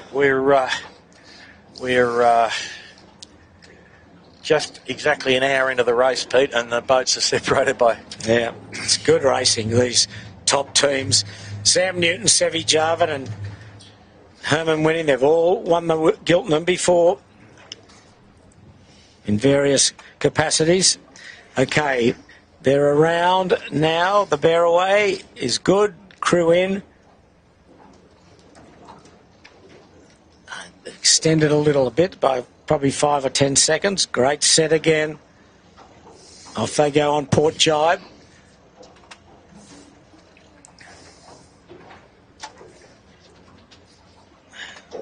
And the good couple of puffs coming towards the Rag and Famish as they're around. Okay, what's the delta, Andrew? 20, 25. Okay, perhaps. jibe set. Well, that's what you'd expect him to do, isn't it? You'd have to, I think. As Anders saw what they were doing and they jibed off and marked off with them. Going to the header. So this is how the game works, Pete. The windward boat gets headed earlier than the leeward boat. So the windward boat can press down a little more. So just off camera, third place. Marine Outlet is not at the Western Channel pile yet. So he's probably got about 3 or 4 minutes left sailing. So the gap is about 4 or 5 minutes between second and third. And then coming into play is Yandu. He has now got himself into 4th spot. Yep. And he'd be liking his chances of catching Marine Outlet, but he's got plenty yet to do. But anyway, he'd be certainly pleased with 4th after his spectacular capsize. But all eyes are on these two boats. It's close. Boy, it's close. Got to get your jibe angles right here.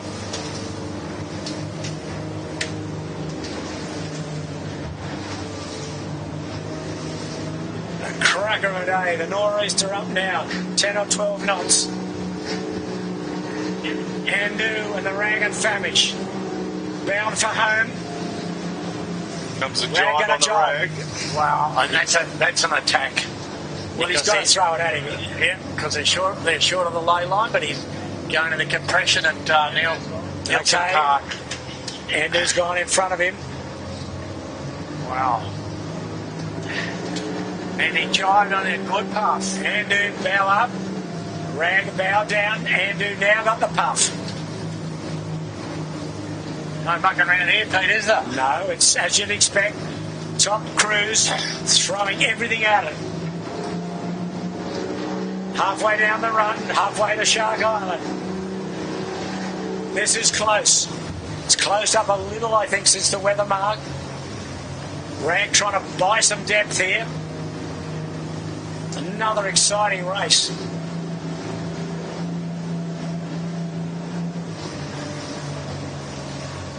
And third boat nowhere near the Beachel Buoy.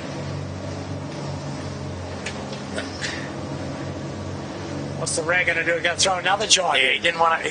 He went halfway across the powerboat wash and said, "We're out of here." Okay, will Andu react? I think he will. There he goes. There we go. Now, the question will be the jibe angle to the Shark Island mark. The rag and a little bit of more pressure. Not much, but Only need one knot more, Pete, in these boats. now they've both got equal pressure. Both at full biff. What boat speed we got there, Jimmy? We're doing. We're just doing 18 knots. That's okay. The rag's throwing everything at it. Nowhere near the ley line. This is a classic. At the moment, they're not. Well, they're not too far off. No, today, they're not. Pete. They're not. They are asking a question, aren't they? So he's making Andu jibe, I think. And he has gained. Oh, okay. Now they're getting the Huge puff. gain. Now they're getting down. It's only about 3 or 4 boat lengths now. Look at this. No, so he's on the ley line. They're on the ley line. Correct with that pressure. Quite windy and quite bouncy. Will get a bit lighter, I think, as they get a bit further down, and then fresher again at the island. But we've got about 5 boat lengths in it. There's the rag trying to get deep. Trying to get deep here. So the final run from Shark to Clark and the finish is going to decide this. Wow, it's really going to be the choice. Barring accidents and jibe. A wind to jibe, probably, Pete. You know, the little wind shadow of Shark Oh, Island. now Andu gets a puff to get the bow down. Okay, he's dead in front of him now. Your turn, our turn, your Stand turn. by, stand by. Don't leave us now. Don't worry about your rugby league. Stick with Sydney Harbour. Both crews very accurate. Superb handling from both boats. They've absolutely demolished the rest of the fleet. Well, the rest of the fleet has demolished itself, Peter. Well, More or less. I Third's think around now. third is around. So they're almost a leg ahead. It's starting to get a bit lighter. The rag goes up to attack. He's not quite close enough yet. He'll be relying on the jibe to some degree here, Here he Pete. goes. He's trying to have a piece of him here. Yeah, he can't advance that farther, No, not yet. I think. Andu goes up. Stick with us here, folks. It's excitement plus. Okay, Andu will lead by 3 boat lengths. Now, this next jibe will be critical to get the angle right. What's going to happen here? Will Rag try and drive early? Oh, I think Andu will cover that off by jibing. yeah, he's covered him off. Jibe. Now, Rag's going to go straight into a jibe as well. So they're just going to have a drag race to the finish. Nice jibe on the rag. Wow. Nice jibe on both of them. Don't worry about that. Yeah. Okay, now Andu's got a really good puff. That's what he wanted. Oh, he's got more and he's off to the races. They both are. They both are. Now, They can take the depth here, Pete. They'll be okay. big, heavier crew from Andu come into play. It's 290 kilos, plays 250 kilos. Not 290 on the Andu. Rag. They're both at maximum tilt here. Now they come into the lull, Yeah. and this will test them both. And Andu jabbed up. Look at these forward hands working overtime. Let's walk forward and trim Sam up. Newton and Finn Rodowitz. Now Andu's got the bow up. Yeah. The rag trying to get over the top of him. Andu's got a puff. He's got to get down. Oh, now the rag's got it. It's tight. Advantage Andu at the moment. Yeah, it's hard for the rag to make a game with less Yes. crew weight. Here got comes some wind, Pete. He's got to get across in front of him and jibe in front of him, but it's almost locked out here. No, they won't need to No. drive. They'll be to the Yeah, finish. they probably will now in this puff. Oh, Andu's jumped him there by a couple of boat lengths.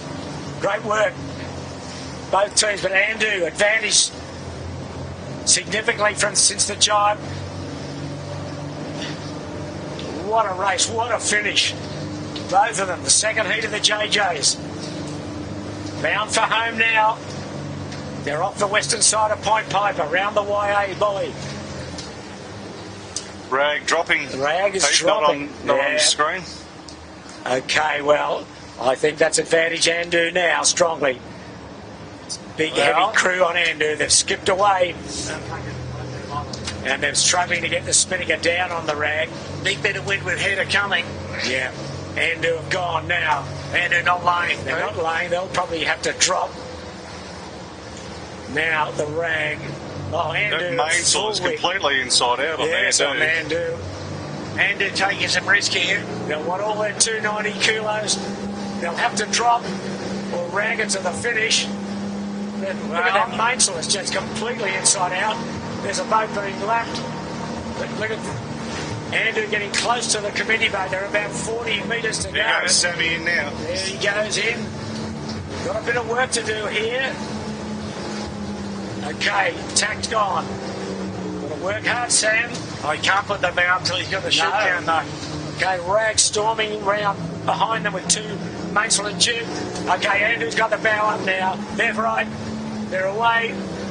20 metres from home. Andu wins the second heat. Great performance. Andu, Herman winning. Sam Newton, Savvy Jarvin. Bang, you're over, boys. Well done. And the margin will be about less than 10 seconds. Rag now. I'd say 8 seconds. 8 seconds, yeah. 7 or 8. So that's some pretty wow, good. that is a good race again. Pretty good yachting. Wow, terrific. As we salute both of those crews. So Andu will have a first and a second. The Rag a second and a fourth. Early days yet, but significant places for these boats. Now the battle will be on for the minor placings. Andu's won. Now a great battle for third between Marine Outlet and Yandu. This is where Yandu's jibe first. This is where he perished last time in the wake of a powerboat. John Cooley, can he hold his nerve?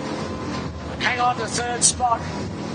Not being challenged for fourth, but it's Yandu. And the Marine Outlet. This is going to be a hard run for both these boats. Experience will tell here.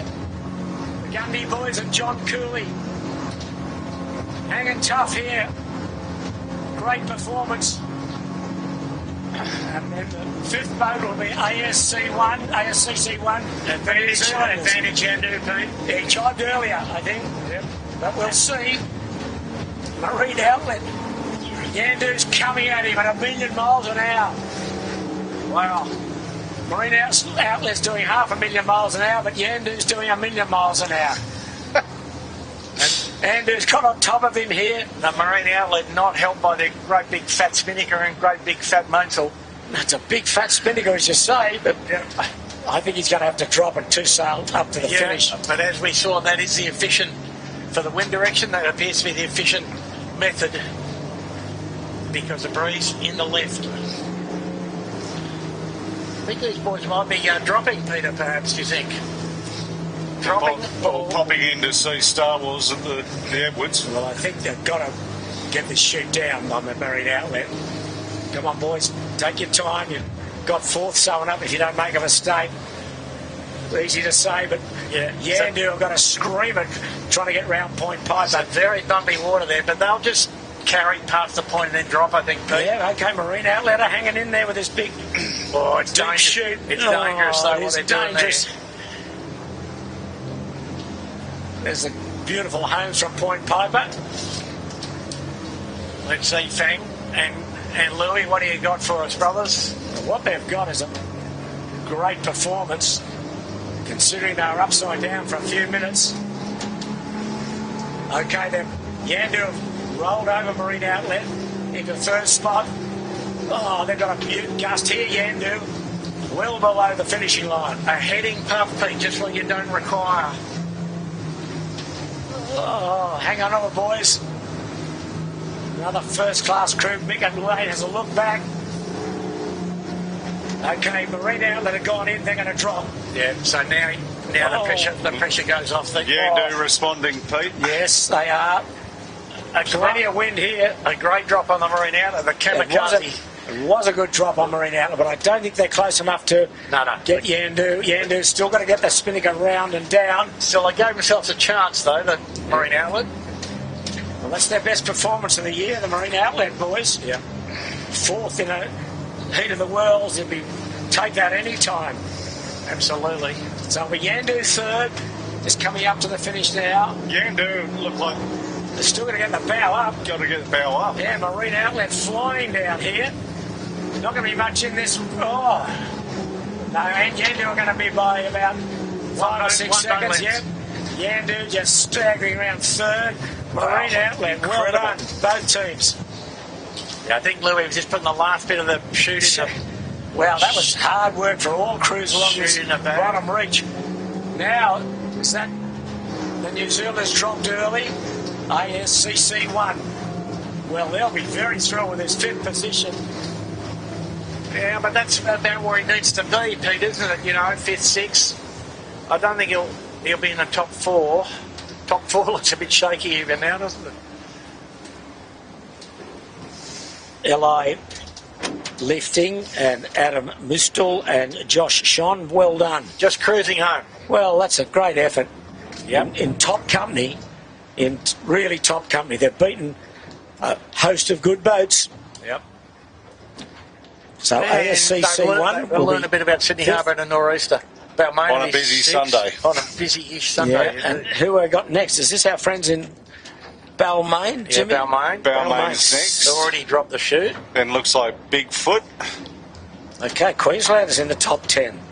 By Kobe look like they're in trouble back up there. Yep. Okay, Wing in the water. so ASCC will be across in 5th, so they'll have had an 8th and a 5th. Good start for them in the regatta. Oh. Balmain will be counting 2 sixths. So just have a look, the green sheet coming off the Royal Oak. Royal Oak. They've got a bit of a chasing pack here. Is Henry Larkins, Finn Sprott and Flynn Toomey. Well done. Again deep and buried, but wriggle their way out. As the Bigfoot chases hard, they'll be Now, 7th. The pictures here, Chits, we should have a look at the fin port. They will try to carry beyond belief here to try and get up to some other placing. The right answer probably is a little bit of rag to get over the Point Piper and then try and cheat back on. So up high off camera we've got just the Victorians. This is the Victorians. They rounded up and then they couldn't get the bow back down. So following the Bigfoot will be the other Queenslanders in C-Tech. And there's the Victorians. I think the Victorians might be fancying themselves for a set, possibly. Well, they're high enough, aren't enough. they? They obviously dropped at the jibe mark. No, They're going to need somebody to get down. You just cruise home from there, wouldn't you? Well, he's going to let 2 boats in below him, I think, which is C-Tech and the Royal Oak. Yeah, 2 strings. And they've got a couple of jibes in here. They're going to have 2. Anyway, Victoria have done well. Just No, we're going to get their 2 strings not too inefficiently, Peter. Scott and Dave Cunningham and Brody Riley, Team Victoria. So C-Tech across in 8th. Royal Oak 9. Royal Oak 9. Victorians 10. Victoria 10. Good effort. Royal Oak 9. Victoria 10. 6th 11. 6th and 12th will be Fisher Paykel. And 13th. Finport. Oh, gee, that'll hurt. Finport, 13th. He won't enjoy that, Keegan. So we think he had a swim, didn't we, on the second? Yeah, he got lost and then he had a swim, so Yeah. what happens? So now Finport is 13th and then 14th by Kobe. Well, they had a swim also when they were challenging. And then be followed by Smeg in 15th. And then 16th with a Burrowang, if he can survive down there with a blue spinnaker on. Got a bit on.com. He's got a bit on, the Burrowang boys. There they are. Hope you can see the finishing line. There's Sneg in the foreground. Yep, the Burrowang Hotel's just knocking off the spinnaker as we speak. Yeah, no one else to challenge him, I don't think. Probably the next new boat will be the New Zealanders. So, another exciting day for the winners. Absolutely. Andu from Go to Woe, but he was certainly under pressure from Go to Woe from Rag and Famish. Oh, the Burrowing's got a lot of work to do to get back up. He'll be on the wind. No, here he goes. Winder up. He'll be 16th, and then I think the Danes will be next, Jimmy, with their colourful clothing. Team Denmark, or the Bloody Dane, as they're known. 17th. A few non-finishers, one of which is Shaw and Partners. Following the Bloody Dane will be the Kitchen Maker. We saw him upside down at one stage. And off-camera Burrowang coming in, basically upwind to finish. There he is. He's across in 16th. Okay, Andrew, give us a summary of today, please. With the winner, Andu, by about less than 10 seconds to Rag and Famish. Yandu third, Marine Outlet fourth. Well, Pete, pretty convincing performance from the Yandu, but they would have been a little worried that the Rag and Famish was able to chip away and shorten the margin to quite a small amount of the finish. And I think it's fair to say that having watched that up close and personal, the Rag and Famish was pretty accurate all day. And that's part of the reason. But still, the Andu with a 1 and a 2, you wouldn't be too unhappy. And the Rag with a 4 and a 2, also not unhappy. And the unhappy people would be primarily... on Finport. Finport, indeed. And, the Yandu boys did a terrific job, an amazing job. Not that we saw too much of it, but to get up to third. Be interesting to look at the margins, because their capsize is probably worth 3 minutes or 2:30 minimum thereof.